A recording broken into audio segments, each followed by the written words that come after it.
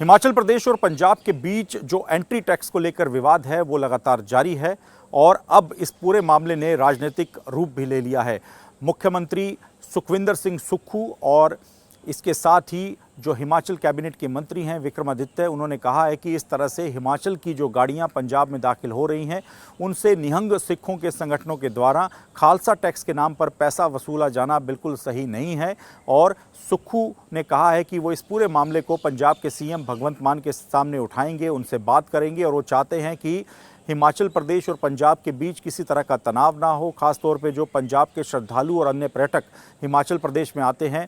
उनके आने के बाद किसी तरह का तनाव ना हो। इसी वजह से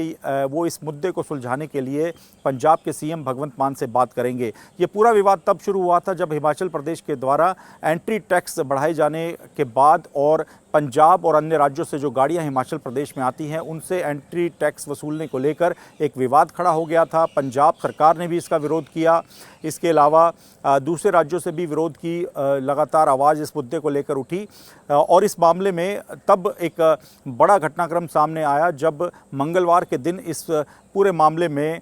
जो निहंग सिखों के संगठन हैं उनकी एंट्री हो गई। निहंग सिखों के द्वारा पंजाब और हिमाचल की सीमा पर पंजाब के बॉर्डर पर एक नाका लगा दिया गया और जितने भी वाहन हिमाचल प्रदेश से पंजाब में दाखिल हो रहे थे उनसे एक एंट्री टैक्स वसूला गया जिसे खालसा टैक्स का नाम दे दिया गया। निहंग सिखों का कहना था कि ये सिर्फ एक सांकेतिक धरना लगाने के लिए ये खालसा टैक्स वसूला जा रहा है और किसी से कोई ज़ोर ज़बरदस्ती नहीं की गई। हिमाचल की जो भी गाड़ियाँ पंजाब में आ रही हैं उनसे किसी से 10 रुपये, किसी से 100 रुपये, किसी से 50 रुपये लिए गए हैं और लोगों ने अपनी इच्छा अनुसार ही दान के रूप में ये पैसा दिया है। निहंग सिखों ने यह भी कहा कि जो खालसा टैक्स का पैसा इकट्ठा किया जा रहा है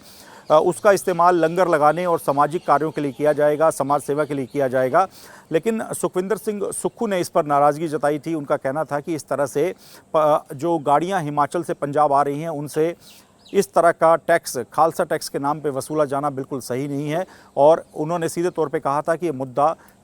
हिमाचल प्रदेश के लोगों के लिए परेशानी खड़ी कर सकता है क्योंकि हिमाचल प्रदेश के कई लोग हैं जो कि पंजाब के रास्ते से हरियाणा,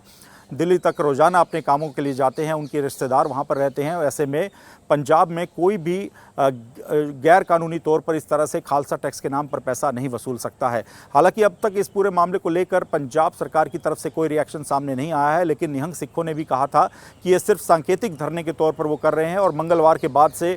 2 दिन हो चुके हैं और अब तक किसी भी तरह का वहाँ पर कोई नाका निहंग सिख संगठनों के द्वारा नहीं लगाया गया है। ऐसे में उम्मीद की जा रही है कि आने वाले वक्त में ये विवाद सुलझ जाएगा, लेकिन लगातार सोशल मीडिया पर ये मुद्दा छाया रहा है कि क्या इस तरह से कोई भी